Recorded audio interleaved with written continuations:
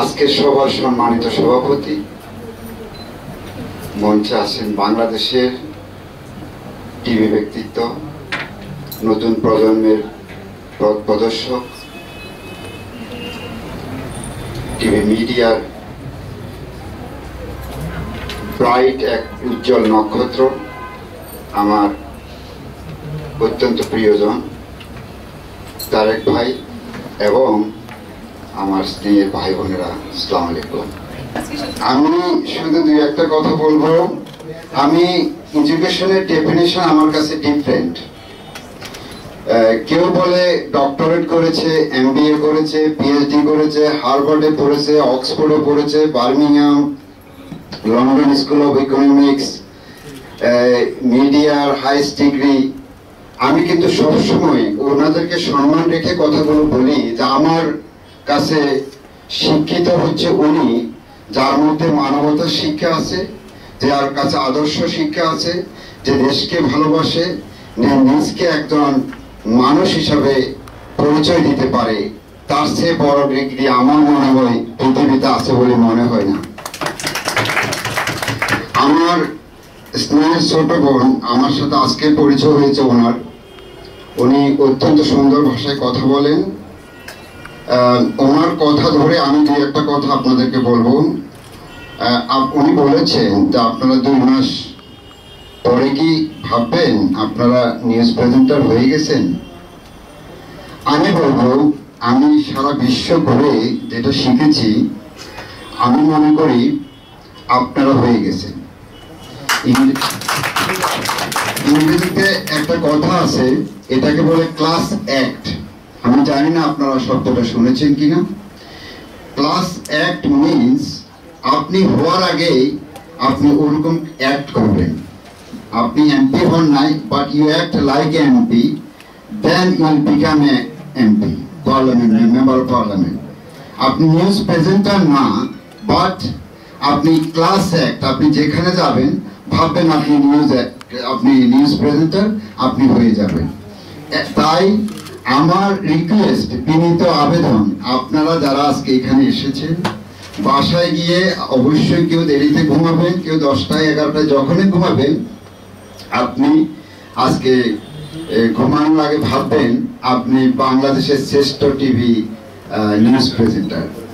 এবং আমি যদি কোনো টিভি চ্যানেলের মালিক হতাম, আপনারা যারা এখানে আছেন, আমি ওদেরকে রিপ্লেস করে আপনাদেরকে দিয়ে দিতাম।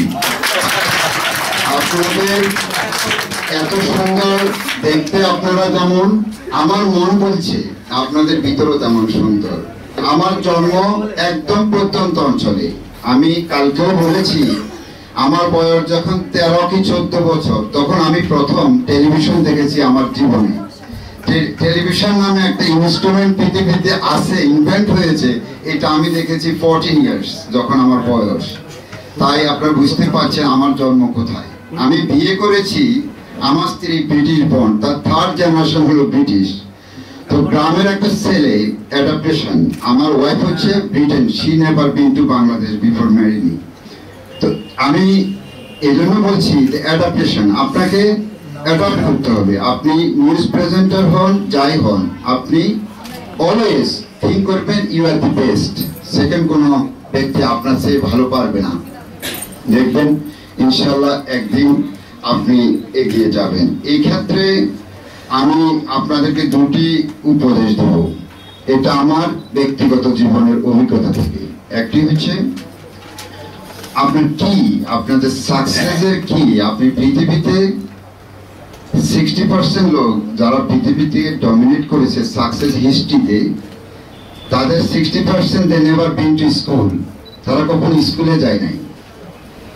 How they become successful?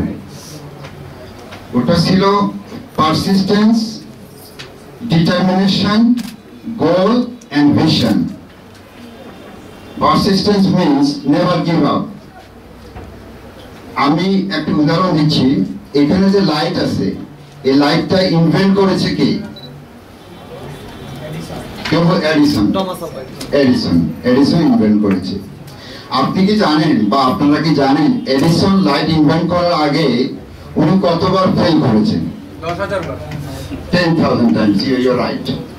So 9,900 times যখন উনি ফেল করেছিলেন, তখন যদি উনি গিভ আপ করতেন, তাহলে আজকে পৃথিবী অন্ধকারে থাকতো। আমরা যারা আজকে এখানে বসে আছি আলোর নিচে, আমরাও আলো দেখতাম না।